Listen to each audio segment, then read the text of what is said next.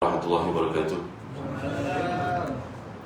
Innal hamdalillah nahmaduhu wa nasta'inuhu wa nastahdihi wa nastaghfiruh wa natubu ilayhi wa natawakkalu alayhi wa na'udzu billahi min shururi anfusina wa sayyiati a'malina may yahdihillahu fala mudilla lahu wa may yudlil fala hadiya lahu. Allahumma salli wa sallim wa barik ala Muhammad wa ala ali Muhammad kama sallaita wa sallamta wa barakta ala Ibrahim وعلى آل إبراهيم في العالمين إنك حميد مجيد. أما بعد. Syukur pada Allah SWT kerana pada pagi ini dapat kita mengerjakan salat subuh berjemaah yang pahalanya sangat besar di sisi Allah SWT. Dahulu pada zaman sahabat mereka mengukur keimanan dan juga kemunafikan antaranya dengan salat subuh, kerana salat subuh dan isyak ini sangat payah kepada orang-orang munafik. Jadi dalam sebuah hadis yang lain Nabi telah menyifatkan bahawa man shalla salat al-fajr fi jama'ah fa ka'annama qama al-laila kullah. Siapa yang salat subuh berjemaah, baginya pahala qiyam seolah-olah macam sepanjang malam. Mana mungkin kan kita sembahyang sepanjang malam, tuan-tuan. Penatan, nak berehat, malam tadi ribut pula Masya-Allah. Hujan lebat. Maka bagaimana mungkin seorang dapat buat ibadah yang begitu berat, yang hanya mampu dilakukan oleh orang-orang yang merupakan orang saleh saja. Tapi begitu sekali kurnia Allah kepada umat ini dengan mengerjakan salat subuh berjemaah bagi mereka pahala qiyam sepanjang malam. Dalam sebuah hadis Nabi telah menyifatkan bahawa bandingan orang Yahudi, Nasara dan juga Muslimin ini seperti tiga orang yang bekerja di bawah seorang majikan. Kerja yang pertama bekerja dari mula lepas subuh sampailah ke zuhur. Menjelang petang dia diberi habuannya, iaitu satu beg, satu bahagian keuangan, kebendaan dan sebagainya. Kemudian lepas zuhur sampailah kepada asar. Daripada zuhur sampai kepada maghrib, pekerja yang kedua pula menjalankan tanggungjawab shift dia. Maka menjelang petang dia juga diberi satu bahagian, satu habuannya. Datang pekerja yang ketiga, dia mulakan kerja hanya lepas maghrib sampai kepada isyak. Dan menjelang isyak dia mendapat dua bahagian habuan yang diberikan oleh majikannya. Maka yang pertama dan kedua mempertikaikan, apa hal pula dia kerja pendek je 1 jam, 2 beg dia dapat, 2 bahagian. Kami bekerja ni dari pagi sampai ke zuhur, yang seorang zuhur sampai ke maghrib, dapat 1 bahagian je. Maka Allah menjawab, "Dzalika fadli utihi man asya'u min ibadi." Dzalika fadlullah yu'tihi man yasha'. Ini adalah kelebihan aku nak beri pada siapa, itu aku punya urusan. Maka orang yang ketiga yang sangat beruntung, waktu pendek dan habuan bahagiannya besar, itulah dia orang Islam. Yang pertama tadi orang Yahudi, yang kedua orang Nasara, beribadahnya payah, pahalanya sedikit. Tapi kita yang kemudian ni diberi pahala mencurah-curah banyaknya daripada kurniaan Allah SWT. Maka alangkah ruginya kalau kita tidak mengambil peluang tersebut, tuan. Baik, pagi ini kita nak menguraikan sepotong ayat daripada surah Al-Baqarah yang berkaitan dengan Bani Israel dan berkaitan dengan kita juga sebenarnya, kerana perkara yang ditimbulkan oleh Allah itu bersifat berterusan, ia berkaitan dengan hati sebenarnya. Baik, firman Allah SWT dalam ayat ke-74 surah Al-Baqarah, أعوذ بالله من الشيطان الرجيم ثم قست قلوبكم من بعد ذلك فهي كالحجارة أو أشد قسوة وإن من الحجارة لما يتفجر منه الأنهار وإن منها لما يشقق فيخرج منه الماء وإن منها لما يهبط من خشية الله وما الله بغافل عما تعملون. صدق الله العظيم. Maksudnya kemudian sesudah itu hati kamu menjadi keras seperti batu, bahkan lebih keras lagi Padahal ada di antara batu-batu itu yang terpancar dan mengalir air anak-anak sungai daripadanya. Ada pula yang pecah terbelah, lalu keluarlah mata air daripadanya. Ada juga yang jatuh ke bawah kerana takutkan Allah, sedangkan Allah sekali-kali tidak lalai daripada apa yang kamu kerjakan. Kata para ulama tafsir, ayat ini berkaitan dengan sikap Bani Israel pada zaman Nabi sallallahu alaihi wasallam diutuskan di Madinah. Golongan Yahudi kebanyakan yang menolak Rasulullah sallallahu alaihi wasallam mentah-mentah. Kenapa? Kerana hati mereka ni merasa dengki, hasad. Sebenarnya orang Arab dengan orang Yahudi ni sepupu, tuan-tuan tahu kan? Sepupu. Betul tak? Tak betul? Kan Nabi Ismail tu abang, Nabi Ishaq adik. Daripada mereka berdua jadi bangsa yang besar itu. Daripada Ismail jadinya orang Arab, dari Ishaq jadinya Israel. Israel itu dipanggil kepada Nabi Yaqub Israel. Setengah pendapat mengatakan Isra campur dengan Il. Maknanya Isra yang dicintai, Il Allah SWT. Setengah mereka mengatakan Israel yang berjalan pada waktu malam. Macam juga Isra, kerana bahasa Arab ni dengan bahasa Ibrani, Suriani yang lebih kurang sama. Ada persamaan yang banyak di antara bahasa Arab dengan bahasa Suriani, bahasa Yahudi. Orang Arab kata salam, mereka mengatakan shalom. Jadi mana lebih dulu tuan-tuan? Bahasa Arab ke bahasa Yahudi? Agak-agak lah. Bahasa Yahudi. Abang dulu ke adik dulu? Lahir ke muka bumi? Siapa dia? Abang lahir dulu ke abang adik lahir dulu? Abang. So bahasa Arab itu daripada bahasa Yahudi lah. Betul?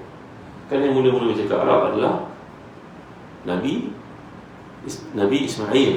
Yang mula-mula cakap Yahudi adalah Nabi Ishaq. Ishaq kemudian daripada Ismail. Begitu logiknya, betul tak? Kajian dari sudut bahasa mengatakan demikian. Bahasa Arab lebih tua dari bahasa Yahudi. Baik. Jadi yang berlaku dalam ayat ini menceritakan gambaran sikap tabiat orang Yahudi. Tambahan pula Yahudi ini bangsa yang bijak. Memang bila Allah menyebut tentang Ishaq, Allah mengatakan alim, bijak. Tapi bila menyebut tentang Ismail, Allah mengatakan halim, lemah lembut. Jadi apa yang berlaku pada Bani Israel ni, mereka telah pun diserang penyakit ujub. Ujub maknanya takjub pada diri sendiri kerana aku bijak. Aku pandai, kenapa aku dengan pandangan kau? Betul tak? Aku belajar tinggi. Usahakan sepupu, adik-beradik pun kadang-kadang bila dah besar masing-masing bawa diri, masing-masing tak peduli yang lain. Betul tak?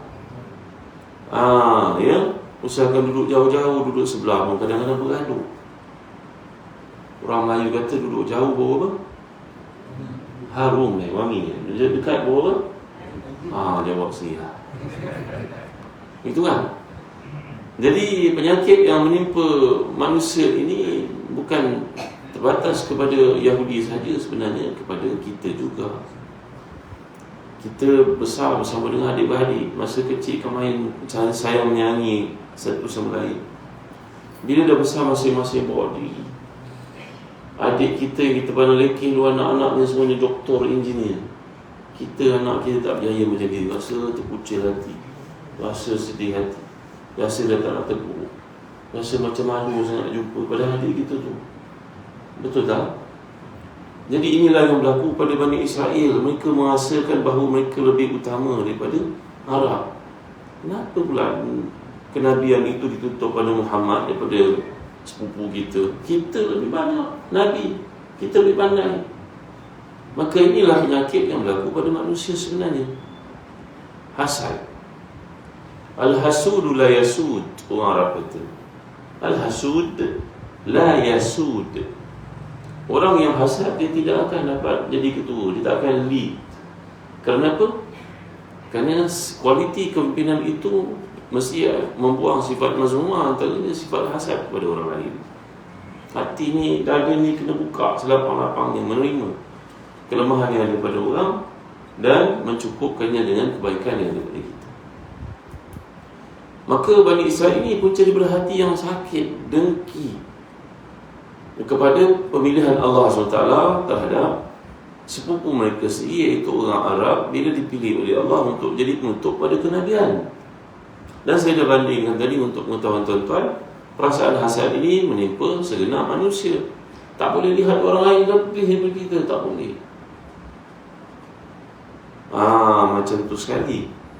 Ya, ini kan pula dalam urusan yang sangat besar, kepimpinan dunia diberi kepada orang Arab. Kenapa pula tak diberi kami, ya? Ya. Jadi dalam ayat ini Allah mengatakan sebenarnya yang menjadi masalah kerana hati itu yang busuk tu. Hati itu yang dengki. Hati itu yang tidak mahu menerima kepimpinan datang daripada sebelah sana. Ya, lalu Allah menjelaskan hati kamu menjadi keras seperti kerasnya batu, bahkan lebih keras dari batu. Kerana batu itu sendiri pun akan keluar daripadanya air. Tengok gunung Ganam itu, ia batu sebenarnya. Tanah yang sangat kecil, keluar air daripadanya. Demikian juga ada batu yang pecah dan keluar air daripadanya. Dan ada pula batu yang jatuh di tempat yang tinggi. Kita tengok dalam kajian-kajian sains menunjukkan bagaimana batu ni boleh pecah, boleh hancur, kan? Kerana takutkan Allah SWT. Tetapi kamu, hati kamu sangat keras, dan hati kamu tidak peduli kepada kebenaran, tidak mahu ikut apa yang ditetapkan oleh Tuhan. Maka Allah sedang bandingkan hati kamu lebih keras dari batu. Maka ini merujuk kepada orang Yahudi. Walau bagaimanapun, kata para ulama tafsir dalam mentafsirkan Al-Quran, mereka ada satu polisi, namanya al-ibratu bi'umumil lafzi la bi khususis sababi. Iaitu maksudnya pengajaran daripada Al-Quran ini jangan dibataskan kepada zaman turunnya saja. Pakailah dia sampai ke hari kiamat, kerana ia berkaitan dengan kita juga. Gitu. Oleh kerana Al-Quran ini turun untuk kita, dia menceritakan orang sebelum kita supaya kita ambil pengajaran, jangan buat macam tu. Maka apa sebab hati itu menjadi keras, tuan-tuan dimuliakan Allah sekalian? Kalau orang hati kering, orang Melayu panggil hati kering ni. Hati kering betul dia ni. Dia tak peduli ke ayah mak dia. Macam mana ni manusia ni? Buat nono je, buat tak tahu je. Kan? Dia kalau ambil bahagian orang, dia tak ada kisah apa pun, tak ada peduli apa pun. Macam mana nak buat orang macam ni? Punya keras hatinya, degilnya, engkarnya, sombongnya. Jadi tuan-tuan dan hati dan dikasih sekalian, ada sebuah madrasah dibangunkan oleh seorang ustaz, dan orang kampung pun sayang pada ustaz ni lah. Cari orang alim macam tu dalam suasana sekarang, masing-masing anak-anak yang bijak pandai semuanya masuk sains. Betul tuan? Ni anak tuan-tuan ni hantarlah seorang belajar agama. Semua nak jadi doktor, nak jadi engineer. Lama-lama orang agama dia kurang. Kerana ilmu agama ni, sabda Nabi SAW, Allah menghilangkannya bukan dengan hilang ilmu agama tu, tapi hilang orang-orang yang bijak dalam bidang itu. Maka orang alim ini duduk di tempat, dia ada ilmu disampaikan, dia baca kitab, anak muridnya ramai. Ustaz, buatlah pondok Ustaz. Pondok macam mana ni? Saya pun tak fikir lah. Ustaz kata, tak apa Ustaz, kami bantu, kami sokong, kami keluarkan duit, kami bayar dia bulan. Orang suka dengan kuliah dia. Tuan yang mulia Allah sekian, lama kelamaan rumahnya pun menjadi besar, tak cukup muat juga, ramai orang datang juga. Ustaz, kita beli tanah Ustaz kat sana, kita buat persatuan. Ya, Ustaz kita nasihat, kami semua persatuan, pilih dia tahun siapa yang layak untuk naik, kita bangunkan sebuah madrasah. Orang boleh datang, ramai orang datang. Johor, Melaka, Negeri Sembilan, Singapura pun ramai datang dari ramai orang tuan-tuan. La ilaha illallah Muhammadur Rasulullah sallallahu alaihi wasallam. Dapat sambutan yang hebat. Tiba-tiba yang dengki kepadanya sendiri adalah saudara dia sendiri, menghalang, menaburkan fitnah, menceritakan yang bukan-bukan. Alah, aku kenal kau masa kecil dulu, Siapa kau budak ingusan? Mana kau nak tunjuk tiba-tiba jadi mualim? Mana ilmu kau dapat? Padahal orang itu belajar ke universiti, belajar dengan guru-gurunya. Kadang-kadang ada cuti, waktu cuti pergi ke mana, ke Timur Tengah, dapatkan talati kitab dengan para ulama. Kalau ulama-ulama Arab datang, dia datang belajar. Ya memanglah kita bukan Nabi. Nabi itu Allah wahyukan terus kepada baginda Rasulullah. Kita ni manusia, ada kekurangan. Kalau tuan-tuan cari kekurangan seorang ustaz, jangan jumpa. Tetapi dalam Islam dikira kekurangan, kelebihan itu memang sifat manusia. Imam Az-Zahabi mengatakan, man zalat hasanatuhu ala sayyiatihi fahuwa indana siqatun. Maksudnya sesiapa yang mempunyai kelebihannya banyak nak dibanding dengan kekurangannya sedikit, maka dia di sisi kita dianggap sebagai orang yang siqah. Tuan imam, tuan-tuan, orang baik, baca doa banyak-banyak, doa semayang, nak hafal surah-surah tertentu. Pagi Jumaat nak kena hafal surah sajadah, bukan semua orang boleh hafal. Betul? Adakah orang seperti itu orang biasa-biasa? Orang itu ada mujahadah, ada kesungguhan mencari ilmu. Kalau dulu-dulu imam-imam yang ada di masjid semuanya merupakan anak-anak murid pondok, belajar pondok. Betul kan? Mereka bukan orang biasa-biasa, mereka ada ilmu lebih daripada kita. Tapi tak, bagi orang ni dia hasad dia bukan main lagi. Tengok tempat itu makmur, orang derma, bukan ustaz tu punya nama pun, di bawah nama persatuan. Persatuan tu pula oleh ahli-ahlinya yang komited itu, yang tiada tahun akan dipertandingkan, dibuka. Macam pihak raya juga, siapa yang layak jadi ketua yang angkat. Yang tahun lepas tak buat kerja, sorry berhenti. Kau sibuk bagi orang lain. Persatuan berjalan dengan baik. Tapi orang ini dalam hatinya punya dengki, tuan-tuan yang boleh orang sekalian, hasad. Sepatutnya kalau kita ni tak boleh nak buat macam tu, tak boleh nak bantu, jangan buat jahat kepada dia. Betul tak? Hak kejiranan tu ada buat apa, tuan-tuan? Nombor satu, buat baik, jangan buat jahat. Nombor dua, tak boleh buat baik, tolong jangan buat jahat. Ada orang dah tak buat baik, dia buat jahat pula kepada orang tu. Dia tahu orang datang mengaji kat situ, dia perlu tak bantu, tak bagi orang parking.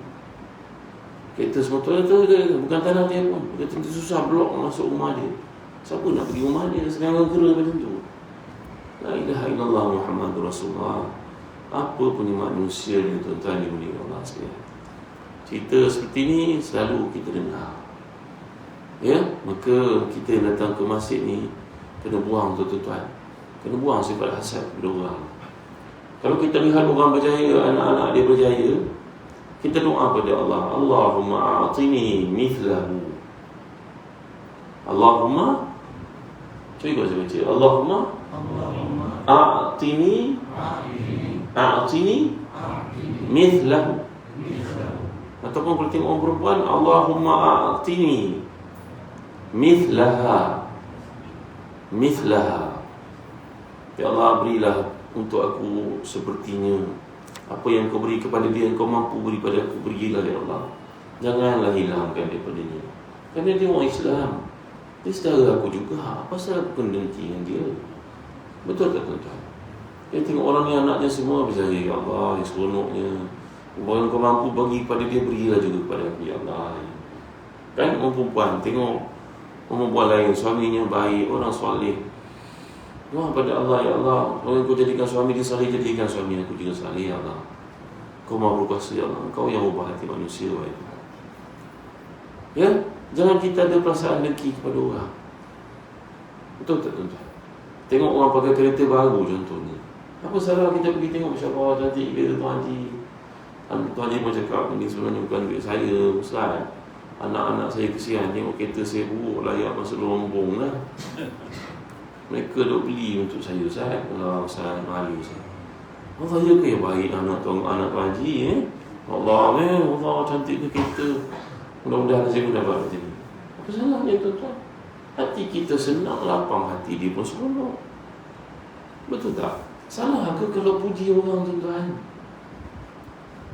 Ya, antara sifat isi salihah, kalau kita ni duduk bersama dengan suami pun, contohnya ada orang lain datang ke rumah, suami pun cakap pada isteri, ya Allah, pandai anak dia, pandai anak suruh masuk yang baris kan. Isteri jangan buat tertawa. Ya, anak kau pandai, anak aku lagi pandai. Dalam hati dia. Katanya dia jawab, tu bang, apa salahnya rugi tu? Walaupun anak kita sama pandai dengan dia. Suami nak ambil hati, manis mulut, puji, betul tak? Aku. Antara sifat isteri salihah, kalau suami cakap, lau aksama la baratu. Isteri yang salihah tu dia akan mengiyakan suami dia. Betul bang, betul. Kat mana tu? Kat sini bang. Dia boleh cakap, dia boleh ingat. Itu antara sifat partner yang paling baik dalam hidup, isteri salihah. Ya, perempuan yang dimuliakan Allah sekalian. Dalam hadis Nabi mengingatkan kalian, aku dilihatkan dalam neraka cukup ramai orang perempuan. Lalu ditanya oleh Nabi, kenapa ramai wahai Nabi? Ada jawapan banyaklah para ulama jelaskan. Nabi mengatakan, innakunna tukthirna al-la'an wa takfurna al-ashir. Antara sifat orang perempuan ni, dia banyak tidak bersyukur. Apa sahaja suami dibagi, semuanya tak cukup. Dan dia suka menyebabkan putusnya hubungan macam tadi lah. Suaminya puji, pandailah anak, lama tak jumpa anak awak kat mana? MLCM, UiTM, UiO, pandai semua. Pandai anak dia, bini buat tahu. Buat tercengang macam tu je. Tak boleh para isteri, kena sahut suami. Pandai, tak salah, tak rugi. Tak payah kita cerita anak kita, tak payah. Tak ada apa kelebihan pun, suami tengah puji. Tuan-tuan dimuliakan Allah sekalian. Jawapan para ulama kenapa orang perempuan masuk neraka, salah satunya yang jelas Imam Nawawi, kerana orang perempuan lebih ramai daripada orang lelaki. Bila lebih ramai, maka mereka lah yang nampak di mana-mana. Macam orang kata, orang Kelantan ni ke mana-mana ada. Baju ada, kat Melaka pun ramai. Mana orang Kelantan ni, tak ada tempat, tak ada gaji ke tempat kamu, datang tempat orang buat apa? Ulau. Bukan kat Melaka tuan. Saya pergi Brunei, orang Kelantan ramai kat Brunei tuan. Saya pergi Singapura pun ramai orang Kelantan duduk kat Singapura jadi imam. Kat London tu ada satu tempat doktor-doktor yang tak mau balik ke Malaysia. Dah lama kerja kat London, betul dah jadi orang London, cakap macam orang British. Orang Kelantan juga yang ramai. Allah SWT. Apa salah ramai seorang Kelantan? Sebab orang Kelantan memang ramai dibanding orang Melaka. Betul? Jumlahnya lebih ramai. Di bawah nak pindah lebih ramai. Macam kata orang Cina lah. Di mana-mana ada orang Cina. So orang Cina memang ramai. Betul? Dia pergi mana-mana dia boleh buat Chinatown. Misalnya kat Saudi tu dia tak buat Chinatown ya? Kerana Nabi telah menetapkan tak boleh masuk ke Mekah Madinah melainkan orang Islam saja. Nabi kalau tak kata begitu, Mekah Madinah pun penuh dengan orang juga. Betul kan? Jadi begitu maksud Nabi. Kerana orang perempuan lebih ramai daripada orang lelaki, maka orang perempuan lain ramai masuk neraka. Tapi Nabi telah menetapkan peringatan supaya orang perempuan jangan lalai. Iaitu nombor satu, syukurlah pada apa yang ada. Kan kalau suami beli baju tu tak suka, nak apalah corak orang tua ni dibeli untuk aku. Tapi dah suami beli, pakai je lah, pakai sampai buruk cepat-cepat, betul boleh beli yang baru. Contoh kan. Kalau suami suruh apa, cuba buat yang terbaik, sebaik mungkin. Lepas tu tak boleh bang, tak lari, tak lari. Betul tak? Ya. Dan jangan menyebabkan hubungan silaturahim itu putus. Ya, ini janganlah berlaku. Tapi kalau berlaku, ditegur, dibetulkan. Itu sebab kita ni bukan saja orang perempuan ni, kita ni para suami, ayah.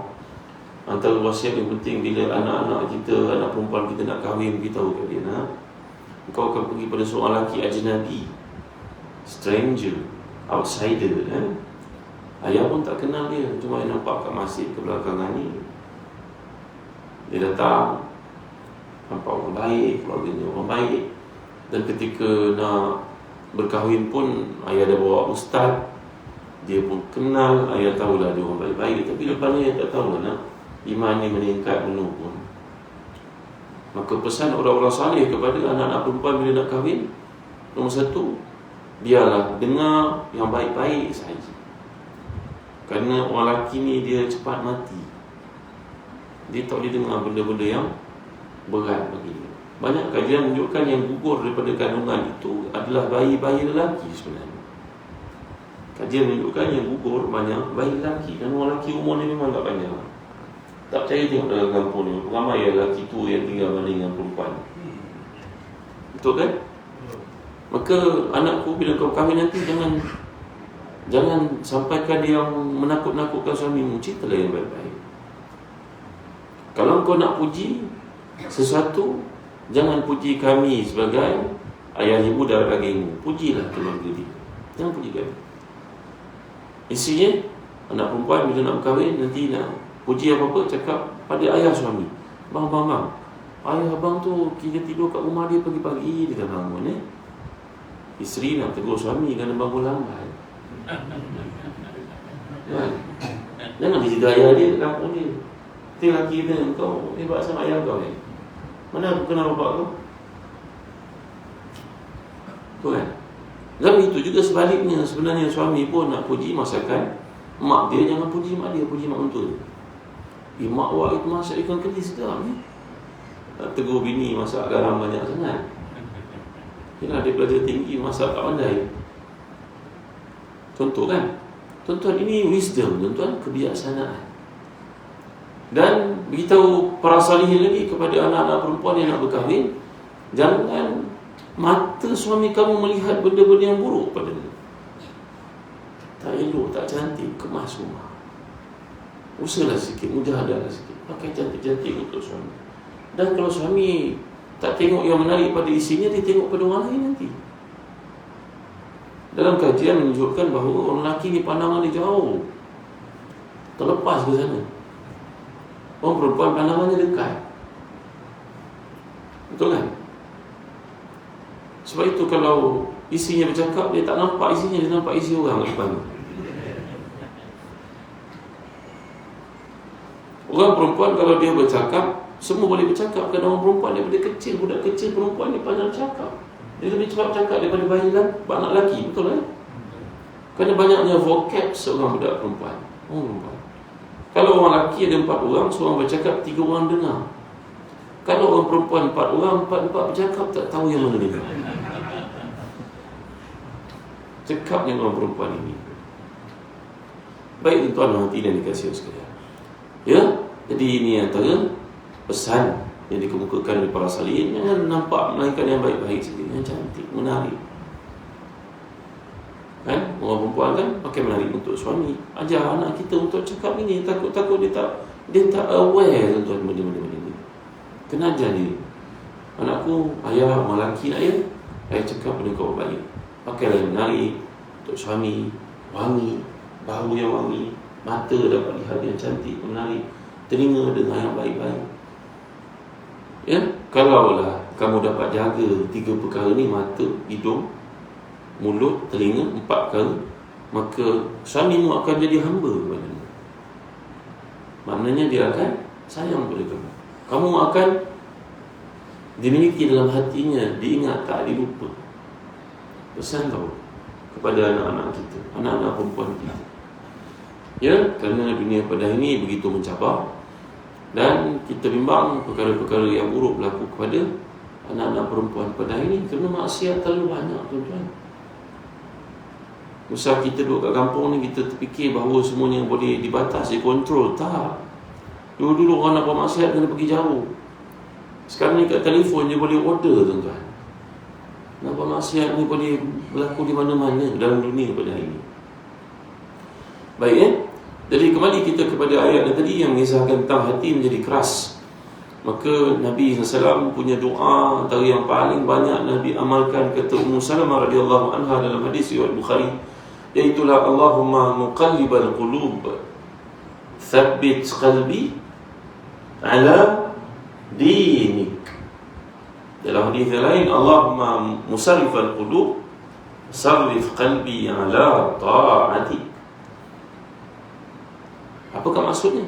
Wahai Tuhan yang membolak-balikkan hati, tetapkan hati ini dalam agamamu, dalam ketaatan padamu. Kerana kata Imam Asfahani, perkataan qalbun itu merujuk kepada lisyiddati takhallubihi. Hati itu berubah-ubah. Kejap nak buat, kejap tak nak buat. Pagi fikir lain, petang fikir lain. Kan selip mata dia dah berubah. Maka kita minta kepada Allah supaya hati itu kekal nak buat kebaikan. Kalau dia lalai, dia kena dibalik semula ke atas sirat mustaqim. Kerana as-sirat mustaqim yang kita baca dalam salat 17 kali seharian ini, dia merupakan jarak yang paling dekat di antara dua titik, kata ahli fizik. Garisan lurus merujuk kepada jarak yang paling dekat di antara dua titik. Betul tak? Fizik mengatakan bahawa garisan lurus adalah jarak yang paling dekat di antara dua titik. Betul tak? Betul kan?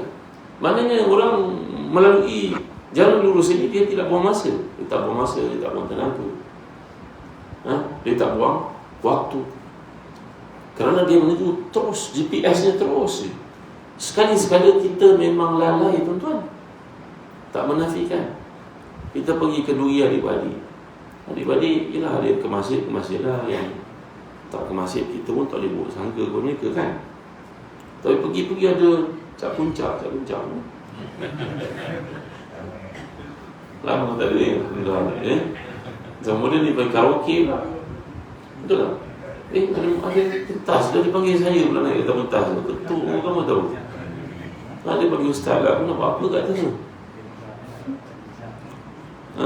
Dia dulu cak-kucak kan? Sekarang tak ada kan? Kalau buat dia teruk sangat lah tuan. Dia panggil apa? Karaoke. Allah kocak ila bila. Masing-masing menayang suara pada hari itu. Kadang tak ada malu, semua naik. Suami orang, isteri orang menyanyi berduit pula kat atas tu. Astaghfirullahalazim. La ilaha illallah, masya-Allah. Kita datang ni takkan nak balik pula tuan. Betul tak? Duduk menong tengok, sedap juga rasa pakcik. Nampak kita turun atas sirat mustaqim, kita lalai je. Tak sengaja, betul kan? Kan tak ketawa kan, kita sombong benang pula Pak Haji. Duduk tengok saudara kita menyanyi kat atas tu. Jadi dalam hidup ni kadang-kadang kita berjalan atas sirat tu, kita terturun ke bawah tanpa sengaja. Ni saya nak datang, tuan-tuan nak travel dari KL pergi tengok anak ke KL contohnya. Ikut Waze, ikut apa-apalah GPS punya pemanduan nak tengok mana jalan paling dekat. Hari ni lagi jalan jam contohnya, mana yang paling selamat, dekat, tak buang masa. Tapi sekali-sekala kita turun, mungkin nak pergi minum sekejap, nak pergi bilik air sekejap. Tapi kena lekas-lekas balik semula ke atas landasan. Maka begitulah hati kita juga. Ada kalanya dia lalai, ada kalanya dia lupa. Oleh kerana seronok sangat, kadang terlalai dia. Seperti berlaku pada sahabat-sahabat Nabi pun, peristiwa yang sama. Contohnya Hanzalah ni keluar dari masjid bersama dengan Nabi dalam kuliah, pulang ke rumah, duduk dengan isteri anak-anaknya, dia ketawa. Lepas tu dia tengok Astagfirullahaladzim, banyak dia ketawa aku. Tadi dalam majlis sahabat Nabi kemain dia pun keluar rumah, dia mengatakan nafaqah Hanzalah. Hanzalah dah jadi munafik. Tadi dalam program Nabi kemain lagi dia istiqamah dalam kebaikan. Ini dia balik ke rumah, dia lalai. Abu Bakar mendengar Hanzalah mengatakan demikian, dia bertanya, apa hal wahai Hanzalah? Hanzalah beritahu tadi bersama Rasulullah, aku ingat akhirat. Aku balik rumah dengan isi anak-anak aku, habis aku lalai. Abu Bakar kata, aku pun sama juga. Mereka pergi berjumpa dengan Nabi SAW dan bertanya, wahai Rasulullah, kami bersama dengan Tuhan tadi, kami rasa tenang, lapang, seronok, ingat akhirat. Ini kami balik, kami lalai ya Rasulullah. Macam mana nak buat? Rasul mengatakan, ada waktu kau dengan keluarga raikan, ada waktu kau sedang beribadah, fokus. Kerana kita memang manusia, kita bukannya maksum. Ada kalanya kita melakukan dosa, ada kalanya kita lalai. Imam Ghazali menceritakan orang lalai, orang tersilap ini ibarat pesakit. Dia batuk sesama, lepas tu dapat rawatan daripada doktor, dah pulih 3 bulan, 4 bulan, kena balik semula. Bukan dia sengaja. Tak ada pula doktor kata pada dia, kan saya cakap pada awak 4 bulan lalu, awak pergi buat lagi, buat apa? Ada doktor cakap macam tu kan? Tak ada. Doktor nasihat kita dengan baik, pakcik. Itu pakcik buat macam ni kan, kalau boleh pakcik abaikan, jangan makan ubat, makan ni pula. Dengan kasih sayang dia semua pada kita. Allah lebih daripada doktor tu. Maka tak melakukan dosa, dekat-dekat kembali kepada Allah SWT. Itu sebab doa yang Nabi anjurkan itu kita kena bacakan tanpa henti, hati-hati waktu. Ketika sujud, lepas baca Al-Quran, waktu duha, lepas salat duha, lepas salat sunat ba'diyah, qabliyah, ingat selalu, ya Allah, aku makin hari makin tua, aku takut makin lalai lah ya Allah. Kan? Mudah-mudahan aku ni mati dalam kebaikan, ya Allah. Aku cukup takutlah tengok orang lalai kadang-kadang, orang terlupa. Banyak dah dosa aku masa muda. Jadi masa tua ni aku nak hati aku tetaplah, ya Allah. Aku nak pergi ke Mekah, duit ada tapi tenaga dah tak ada. Betul kan? Contoh kan? Anak-anak kumpulkan duit apa pergi ke Mekah lah, buat umrah, tak lahir nak, tak mampu lah. Ya sekarang pula dengan suasana sekarang yang saya tak mampu lah nak mengambil duit ni buatlah sedekah ke apa-apa. Kan tuan? Ya, maka kita takut kalau tergelincir. Maka doa ni Nabi dikhabarkan sentiasa mengamalkannya. Kata isteri baginda Ummu Salamah radhiyallahu anha. Kalau tuan-tuan belum amalkan, jom kita baca bersama. Allahumma muqallibal qulub thabbit qalbi ala dinik. Allahumma muqallibal qulub thabbit qalbi ala dinik. Yang lain, Allahumma musarrifal qulub sarrif qalbi ala ta'atik. Maksudnya lebih kurang sama. Ya Allah yang membolak-balikkan hati, tetapkan hati dalam keimanan kepadamu. Wahai Tuhan yang membolak-balikkan hati, tetapkan hati ini dalam ketaatan kepadamu. Lebih kurang sama maksudnya. Tadi saya sebut kepada tuan-tuan, andai anak-anak kita ni tadi kahwin, kita dah nasihatkan, mudah-mudahan suaminya tetap hati sayang padanya. Tuan-tuan, kerana ini adalah usaha seperti yang dicadangkan, digambarkan oleh para salihin. Baik, mengetahui tentang keajaiban hati ini dan cepatnya perubahan hati ini, tuan-tuan, kita nak supaya hati kita ni sentiasa subur, seronok mendengar kebaikan. Kalau dia lalai sesekali macam kita pergi ke program-program keluarga ni tadi, kadang-kadang lalai, lekas-lekas istighfar, lekas-lekas kembali buat kebaikan. Itu sebab para ulama, contohnya Imam Ghazali mengumpulkan pandangan daripada Ibrahim Khawash contohnya, ataupun Yahya bin Mu'adz. Mereka ni merupakan para tabi'in. Mereka kumpulkan daripada Quran, daripada hadis, mendapati sebenarnya hati kita ni menjadi bersih dan subur untuk melakukan ketaatan. Kecenderungan yang untuk buat kebaikan ini berkekalan. Dah berhenti berapa dah berhenti? 10. Ya. Perkara yang pertama kita lakukan, tuan-tuan, tuan mengambil berat baca Al-Quran dengan tadabbur, ibu-ibu. Baca Quran dengan tadabbur. Memanglah nak tadabbur ni, kata Syekh Hasan Haban Naka Al-Maidani dan kitabnya Qawaidut Tadabbur Al-Amthal, bahawa memang perlu kepada bahasa Arab. Orang tak boleh bahasa Arab, tak faham bahasa Arab, memang rugi. Memang dia takkan mampu tadabbur Quran. Tetapi tak jadi salah, kata Dr. Yusuf Qardawi, kalau kita ni seorang cikgu, kita baca Quran, kita menerusi pengalaman kita mengajar, ada perkara-perkara ceritakan Quran itu sama macam pengalaman kita. Ceritakanlah kepada anak-anak kita. Kita seorang engineer, ya, yang sangat tekun buat kerja, tak sempat nak belajar bahasa Arab. Tapi bila kita baca surah Al-Kahfi itu, kita jumpa kualiti engineering yang disebut oleh Allah pada kisah Zulkarnain membina tembok, memisahkan rakyatnya daripada kezaliman Ya'juj dan Ma'juj. Apa kata Zulkarnain? Fa idza jaa wa'du rabbi ja'alahu dakka wa kana wa'du rabbi haqqan. Allah menjadikan tembok ni kita buat sama-sama kuat, tapi akan tiba masa dia pecah. Menunjukkan kepada kita binaan itu ada lifespan dia. Tapi kini engineering ada ya. Al-Quran pun ada. Kita beriman dengan ayat itu mengikut pengalaman kita, tak salah. Itu juga satu bentuk tadabbur. Faham? Ya, kita jadi doktor, kita jumpa ayat man ahyaha fa ka'annama ahyana jami'a. Siapa yang menghidupkan manusia, maka seolah-olah dia menghidupkan seluruh manusia keseluruhannya. Aku doktor, aku rawat orang itu sembuh dari penyakitnya. Dia dapat beribadah, dapat jaga isinya, anak-anaknya, semua pahala mereka itu dapat ke aku. Ya, betul. Aku baca dalam Quran lah. Lah. Allah seronoknya jadi doktor. Betul kan?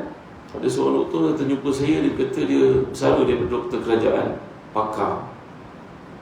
Tak nak buka klinik lah Ustaz. Kenapa tak nak buka klinik? Tuan doktor, nanti saya buka klinik, nanti saya berniat nak minta duit orang pula.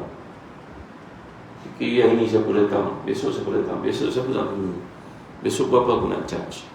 Saya cakap dia doktor, jangan fikir macam tu. Doktor pakar kulit kan, buka klinik, bagi rawatan untuk orang kampung, murah daripada kebiasaan. Itu sedekah doktor, sedekah tu macam ke Ustaz? Iya. Memanglah hak doktor kena ambil. Doktor pun ada ilmu, tak salah untuk ambil. Orang pasien pun bersedia untuk bayar, kecuali ada yang sakit, ada keluarga miskin, itu nak jariahkan, nak sedekahkan, bagus. Oh macam tu ya Allah Ustaz, ada 40 tahun saya jadi doktor, tak pernah fikir ikut demikian. Kata ramai kawan saya jadi doktor tak nak pergi ke swasta kerana takut terfikir nak ambil duit orang. Baiknya doktor semua duduk kat kerajaan, kerana kerajaan tak charge, tak overcharge orang. Tapi kalau duduk kat swasta, nanti kena charge orang. Charge orang kan? Kalau charge orang, mana yang takut nanti kita charge berlebihan. Jangan charge berlebihan, jangan pada-pada bagi diskaun ke. Betul tak? Tak salah. Itu hak doktor. Oh ya Allah, saya tak pernah fikir Ustaz. Jadi tuan-tuan hati dan dikasih sekalian, tadabbur Quran adalah punca hati menjadi bersih. Sekurang-kurangnya baca Quran satu hari kena 10 ayat dengan memahami maksud. Buktinya apa? Dalam hadis mengatakan, man qara'a 10 ayatin fi lailatin lam yuktab minal ghafilin. Siapa baca 10 ayat daripada Al-Quran seharian selain daripada dalam sembahyang itu, dia akan selamat dari penyakit ghaflah. Ghaflah apa dia? Lalai.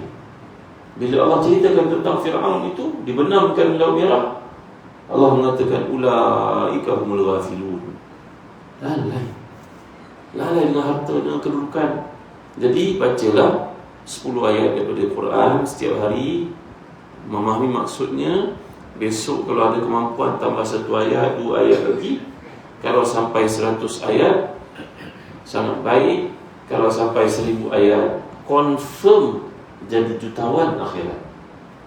Dalam hadis mengatakan siapa baca 1000 ayat sehari, kutiba minal muqantarin. Muqantarin maknanya orang yang kintar. Kintar ni makna akhirat besok jadi jutawan. Memang orang semua akan tengok dengan penuh rasa jealous akhirat lah. Ahli syurga besok melihat tempat kau lebih tinggi daripada aku. Kau dulu kerani, aku dulu pangkat besar. Engkau pula lebih tinggi daripada aku, macam mana cerita? Rupanya kerani ini kat dunia dulu baca 1000 ayat seharian. Tempat yang akan dilihat yaqtabitun, akan sampai para nabi, para rasul pun akan merasa masya-Allah tingginya kedudukan fulan ini. Kami tinggi sebab kami rasul, kami nabi, tapi dia tinggi kenapa? Sebab dia baca satu hari 1000 ayat. Quran ada 6000 lebih kan? Maknanya 6 hari dia khatam, 7 hari dia khatam Quran. Cubalah buat tuan-tuan dan sekalian. Baik. Yang kedua, hati menjadi subur dan bersih. Kata para ulama, mudawamatul qiyam, bangun malam. Biasakan bangun malam. Kerana Allah jadikan kita bila usia meningkat. Sini usia Ustaz berapa? Umur saya 30. Campur 18 tahun pengalaman. Buat cakap itu makin meningkat umur, makin bertambah, Allah mungkin pada kita petunjuk-petunjuk tertentu. Get ready. Rambut ada uban, mata pun dah start kabur. Betul kan? Baca Quran dekat-dekat dah tak nampak. Jadi ingatan pun dah start lupa. Badan pun sakit-sakit, ibu-ibu lutut sakit, ya Allah. Ada seorang ibu tu nak dirawat oleh doktor, lututnya kena sakit. Dia tanya doktor tu, tuan doktor, kalau rawat saya tukar lutut ni, tempurung ni, nanti saya boleh sujud tak? Dia tanya dulu. Doktor tu kata tak tentu makcik, 50-50, 50-50. Dia membatalkan niat untuk buat operasi itu dengan berkata, tak adalah nikmat lebih besar dalam hidup dibanding nikmat sujud. Doktor, terima kasih. Tak apalah makcik sakit sikit, tak apalah. Yang penting makcik dapat sujud doktor. Allah, sedihnya doktor ni. Hebat ni. Lagi banyak sakit, kita beribadah, lagi besar pahala dia. Ada orang bertanya, kalau kita sembahyang duduk, sembahyang sunat, boleh tak sembahyang duduk? Apa-apa sembahyang sunat, rawatib, qabliyah, ba'diyah, duha, tahajud, boleh tak sembahyang duduk? Jawapannya boleh. Apa-apa sembahyang sunat, boleh sembahyang duduk ikut kemampuan kita. Kalau kita mampu berdiri tapi kita duduk pun boleh. Cuma pahalanya akan jadikan separuh. Sama mampu sembahyang berdiri, dia terpaksa sembahyang duduk, dia boleh sembahyang diri tapi dia saja duduk, pahalanya jadi separuh. Tapi siapa yang tidak mampu berdiri, dia hanya mampu duduk, pahalanya penuh macam orang sembahyang berdiri. Macam tu adilnya Allah SWT. Tak kisahlah qabliyah ke, ba'diyah ke, mampu ke, tak mampu ke, soal lain, boleh sembahyang duduk. Dan lagi keringanan diberikan dalam sembahyang sunat, tak menghadap kiblat pun tak mengapa. Kita pergi homestay sebagai contohnya, nak sembahyang duha, entah anak kita convocation kan, pergi homestay tengok mana kiblat, tak ada kiblat, sembahyang lah, mana-mana pun tak mengapa. Kerana itu sembahyang sunat. Sembahyang yang diwajibkan menghadap kiblat adalah sembahyang fardu sahaja. Macam tu Jadi lagi berat ujian, lagi banyak pahala. Maka usah risau, kerana Allah itu semua benda dicatat. Baik. Ya, bangun malam, tahajud. Walaupun tak boleh panjang, cuba buat sikit-sikit orang-orang muda. Kita yang sudah berusia 60 tahun ke atas, Allah tarik nikmat tidur pada waktu malam tu kan. Tidur pukul 11, pukul 3 dia terbangun. Lepas tu dia tak boleh tidur, duduk termenung. Buat apa termenung? Bangunlah. Sembahyang sunat 2 rakaat, doakan untuk isteri, anak-anak yang kita ceritakan tadi kan, anak-anak perempuan kita, cucu-cucu kita, bangunlah doa kepada Allah. Orang yang buat demikian, hatinya akan bersih. Ya, tuan-tuan yang boleh sekalian, ada ulama besar mazhab Syafi'i namanya Abu Ishaq Ash-Shirazi. Dia kalau hadir dalam satu-satu program, orang datang untuk melihat wajahnya, walaupun orang itu orang kafir sekalipun. Orang Yahudi, orang Kristian, duduk kat luar masjid nak tengok dia mengajar. Kerana mereka berkata, kami pelik nak tengok manusia ni dia mengajar. Kita lihat wajah dia, 2 minggu hilang kekusutan dalam hati kita melihat wajahnya sahaja. Kalau dia tampil di satu-satu tempat, ribuan manusia datang sambut. Abu Ishaq Ash-Shirazi namanya. Sampai orang-orang Kristian itu pakai kalung di leher, tak mampu nak dekat dia kerana ramainya pengikut dan orang duduk di bahukan jalan. Maka orang Kristian itu campak kalung dia yang dekat leher itu kepada orang alim ini. Orang alim ini pegang kalung, lepas tu dia ambil pakai pegang. Pembuat roti tengah buat roti kat bakery dia, roti sana ni, roti apa, tak boleh nak kejar orang alim tu, dia campak roti dia kepada orang alim. Orang tu pegang roti tu, Abu Ishaq Ash-Shirazi. Maka orang tu ambil roti dia, roti ni tak boleh jual ni, orang alim dia pegang. Macam tu sekali mereka mengambil berkat daripadanya. Abu Ishaq Ash-Shirazi seorang yang sangat banyak bangun malam dan tahajudnya. Selepas matinya orang menceritakan, dia tak menunjuk tapi orang tahu.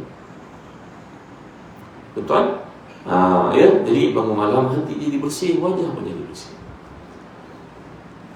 Yang ketiga, dalam pesan para ulama kata Imam Ghazali, satu tadi adalah baca Quran dan tadabbur, kedua bangun malam. Yang ketiga, banyakkan istighfar. Sekurang-kurangnya satu hari 70 kali, lebih baik 100 kali, lebih aula 1000 kali. Sekarang ada tasbih elektronik kan, tak gocek, astagfirullah, tengok dah berapa. Ya, paling kurang 100 kali. Kerana Nabi itu maksum 100 kali. Kita ini bacalah 1000 kali. Tak lama pun tuan. Antara duduk sekejap, setengah jam sudah. Tak payah sangat pun. Jadi istighfar membersihkan hati. Yang keempat, hendaklah kita ini khalaqul batni, makan secara bersederhana. Tuntutan makan secara bersederhana ini sampai Sayyidina Umar prihatin. Sayyidina Umar kalau nampak orang itu oversize, Sayyidina Umar akan tegur, fulan, kenapa badan besar sangat? Tegur. Maka orang tu jawab, wahai Sayyidina Umar, dia bergurau dengan Sayyidina Umar. Dia kata, Sayyidina Umar, ini nikmat daripada Allah. Allah bagi saya makan banyak, badan saya besar. Sayyidina Umar tegur, ini bukan nikmat daripada Allah, ini hukuman daripada Allah. Kerana bila kau badan besar, kau banyak berehat. Kau berehat, kau tak bangun malam kan? Kau semayang, kau letih, kau mencongap, nak buat baik pun susah. Berhenti makan, jaga diri. Kamu orang muda kan, jaga diri. Daripada muda ni jaga saiz. Sayyidina Umar tegur, tuan-tuan dimuliakan Allah sekalian. Dan teguran Sayyidina Umar itu dikatakan oleh orang itu memang ikhlas pada teguran ayah, tidak menghina. Lain tau. Magicnya gelombang dalam diri kita ni kalau cakap benda yang baik dan ikhlas, orang rasa masuk dalam hati. Kan? Ada cikgu-cikgu kat sekolah bercakap anak murid sayang, dia bukan main lagi. Kerana cikgu tu ikhlas, dia cakap apa pun budak-budak terima. Ya, aku kalau cikgu ni cakap aku suka. Walaupun dia cakap tu macam perli, aku suka. Dia cakap tu bersih hati dia kan dia, tuan-tuan. Sayyidina Umar begitu juga, bila tegur budak gemuk itu kata betul, terus dikuruskan badan dia, tuan-tuan, dan boleh. Jumpa balik Sayyidina Umar. Sayyidina Umar, saya dah kuruskan, macam ni bagus. Macam ni naik kuda boleh, perang boleh, lari boleh, apa semua boleh. Mana? Ada sahabat Nabi, larinya lebih lari daripada kuda. Pernah dengar tak kisah? Namanya Salamah bin Aqwa' radhiyallahu anhu. Larinya sangat laju, cergas, fit. Siapa kata orang Islam tak ada fitness? Kena. Ya, supaya kena jaga penampilan diri itu. Maka tuan-tuan yang boleh kawasan, kita latih sebab perkara ini adalah ibadah sebenarnya. Tapi jangan tegur orang yang jaga tak ikhlas, tuan. Seronoknya tengok badan budak ni, kalau malam-malam tak ada selimut tutup pun tak berpeluk, dia pun dah cukup sejuk. Kata tak ikhlas itu marah kat orang, tuan. Mungkin budak tu makan ubat, badannya jadi besar, gigi dia tak tahu kan. Jangan sebarang-sebarang tegur orang. Sayyidina Umar ni dia tegur dengan ikhlas, kerana keikhlasan itu memang paksi dalam hidupnya. Semua orang boleh terima. Kita kalau cakap nanti orang marah, tuan-tuan.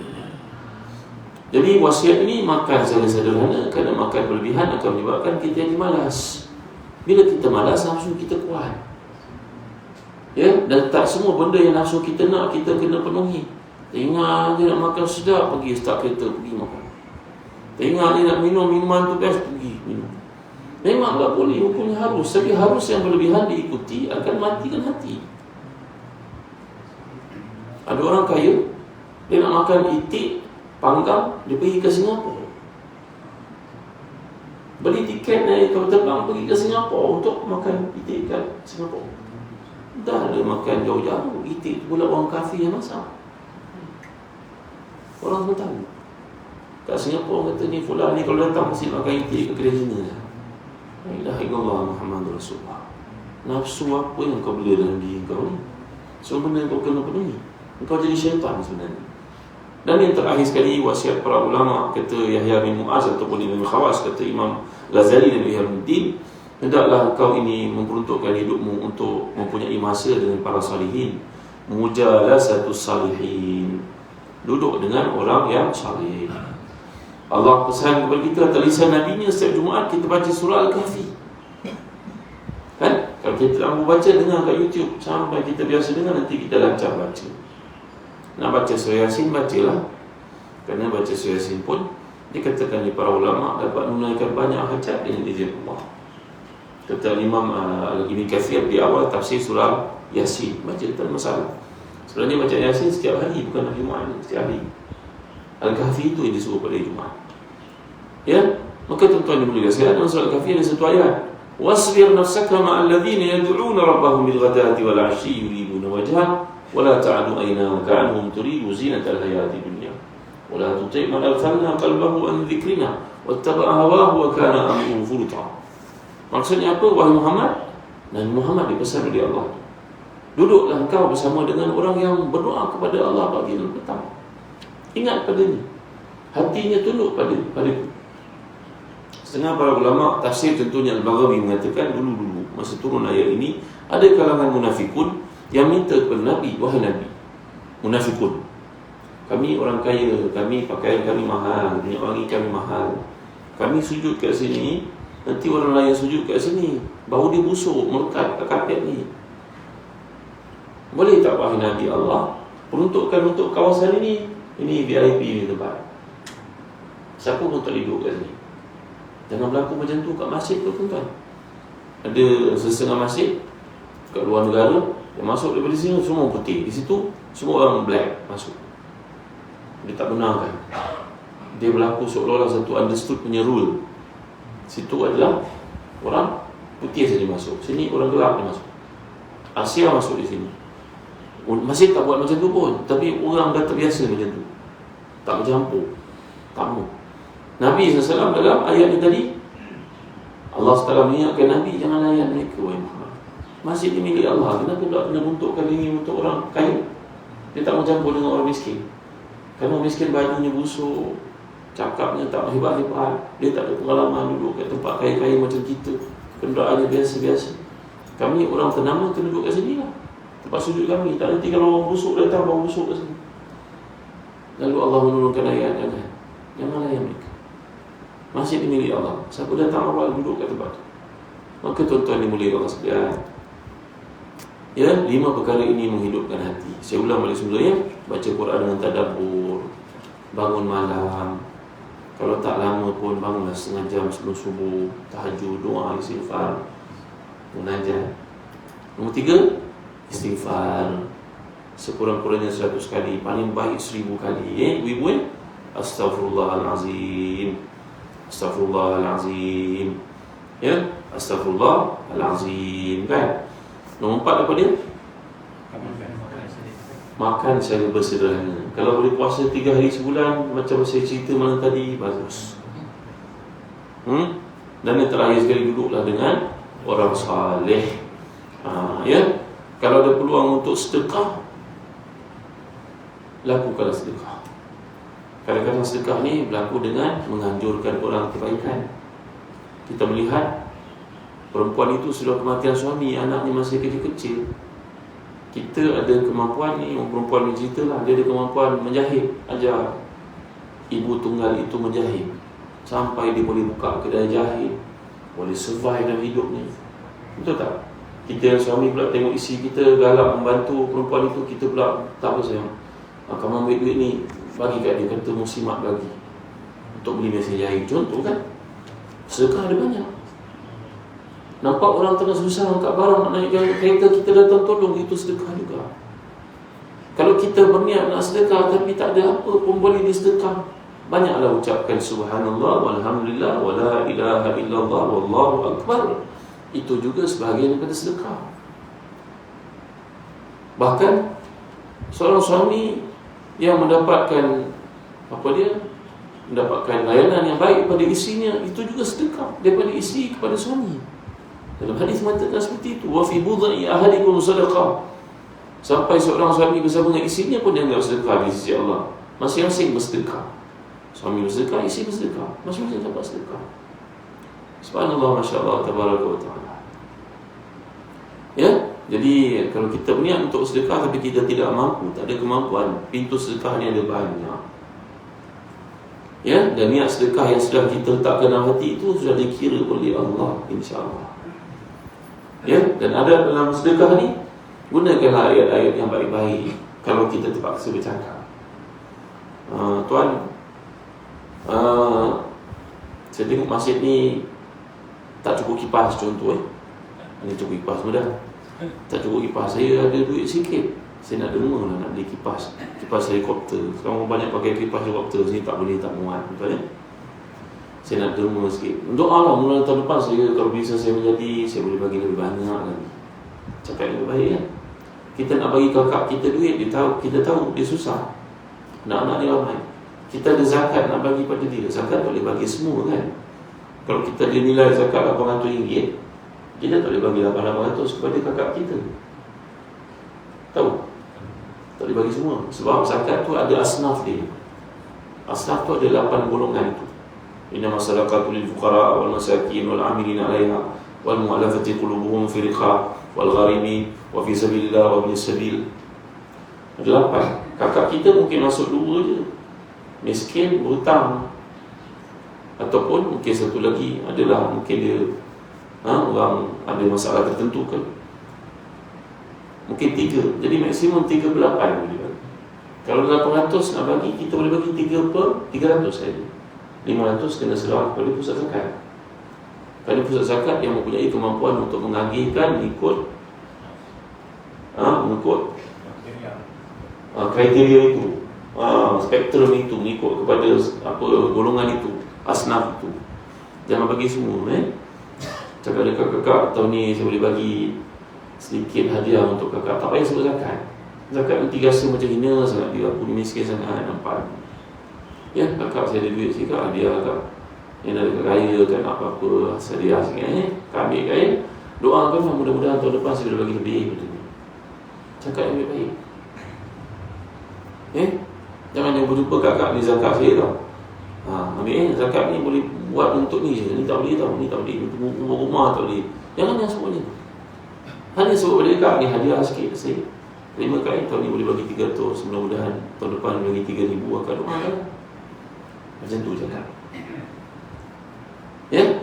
Jadi mudah-mudahan terjawab soalan yang tanya kan. Wallahu a'lam, sallallahu alaihi wasallam Muhammad wa ala alihi wasallam. Alhamdulillahirabbil alamin. Allahumma zidna wa la tanqusna wa akrimna wa la tuhina wa a'tina wa la tahrimna wa athirna wa la tu'thir alaina wa ardina wa rida 'anna. Allahumma ati nufusana taqwaha wa zakkiha anta khairu man zakkaha anta waliyuha wa mawlaha bi rahmatika ya arhamar rahimin. Allahumma muqallibal qulub thabbit qulubana ala dinik. Allahumma musarrifal qulub sarrif qulubana ala ta'atik. Rabbana atina fid dunya hasanah wa fil akhirati hasanah wa qina adzaban nar. Wa sallallahu ala sayyidina Muhammad wa ala alihi wa sahbihi wa baraka wa sallam. Walhamdulillahirabbil alamin. Allahumma. 2 soalan kita jawab ni? Dah jawab. Baik, tuan sekarang masuk waktu syuruk sebenarnya. Waktu syuruk ni disebut dalam hadis, siapa yang menunaikan 2 rakaat solat sunat syuruk, baginya pahala menunaikan haji lengkap, kata Nabi. Dalam hadis lain Nabi bersabda, siapa menunaikan sembahyang sunat syuruk, lepas sembahyang subuh dia duduk dalam masjid, macam tuan-tuan ni masuk waktu syuruk, dia sembahyang sunat syuruk 2 rakaat, baginya pahala duha, pahala umrah lengkap, kata Nabi SAW. Jadi bangun sembahyang sunat syuruk sejak. Bagi kita yang belum pernah buat, cuba buat saja. Aku sembahyang sunat syuruk 2 rakaat kerana Allah. Kalau mampu baca rakaat pertama surah Al-Kafirun, rakaat kedua baca Qul huwallahu ahad. Hafal kan? Kalau tak mampu tak payah baca Al-Fatihah, rukuk. Senang. Jom buat. Tak payah berjemaah lah, buat sendiri.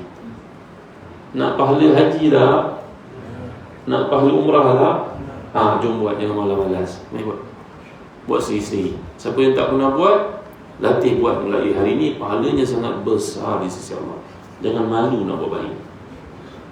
Orang perempuan pun jangan malu nak buat benda yang belum pernah buat. Jangan malu, tolong. Tak ada gunanya malu. Sayyidina Abdullah bin Umar itu ketika dia lalu kat kawasan kubur, dia akan sembahyang sunat. Di atas kudanya ke untanya, dia kaya, sembahyang atas kudanya unta. Maka orang bertanya, kenapa nampak kubur je sembahyang sunat? Kan saya kata dia sembahyang sunat boleh duduk atas apa-apa pun, kenderaan pun boleh sembahyang sunat, tak menghadap kiblat pun tak mengapa sebab sembahyang sunat. Rukuk tinggi daripada sujud kan ketika sembahyang sunat. Kalau sembahyang sunat sujud atas steering kereta. Tak sujud atas steering kereta pun tak apa, asalkan dia rendah daripada rukuk. Maka dia tanya kepada dia, kenapa kau sembahyang sunat? Nampak aku buat sembahyang sunat, nampak aku buat sembahyang sunat. Dia kata, Nabi bersabda, orang yang kubur tu ada yang kena seksa. Kalau dia tahu kelebihan sembahyang sunat, dia takkan tinggalkan apa pun sembahyang sunat. Jadi bila aku nampak kubur, aku teringat Nabi kata, aku lekalkan sembahyang sunat. Aku tak mau kecewa dan juga hampa dan juga menyesal macam ahli kubur. Aku tak nampak kubur, aku tengok Nabi. Tengok Nabi kata sembahyang sunat, aku sembahyang sunat sekarang. Faham? Jangan malu buat sembahyang sunat 2 rakaat untuk syuruk, yang dikata para ulama sebagai permulaan duha. Itu namanya syuruk. Wallahu a'lam. Bukan berjemaah ke sembahyang bersendirian. Assalamualaikum warahmatullahi wabarakatuh.